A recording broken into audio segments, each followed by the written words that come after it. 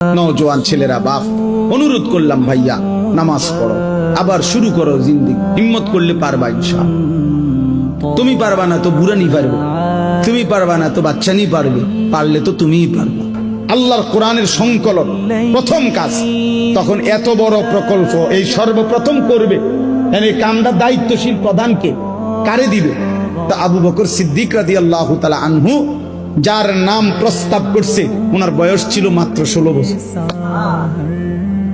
যায়েদ ইবনে সাবিত, উনি আরে ডাক দিছে, ডাক দিয়ে বলছে তোমারে এই কামটা দিতাম চাই, তুমি পারবা নি? উনি কি বলছে জানেন? ছেলেরা শুনো বাপ, উনি বলছে আমিরুল মুমিনিন, আপনি যদি বলেন এই যে পাহাড়টা, এই সামনে যে পাহাড় আছে, এটা যদি কাইটা আরেকখানে স্তূপ দিতে, আমি তো এইটাও পারবো। যুবক পারবে না তো কে পারবে? নওজোয়ান করবে না তো কে করবে? রাত দিন বরাবর করে ফেলাম না।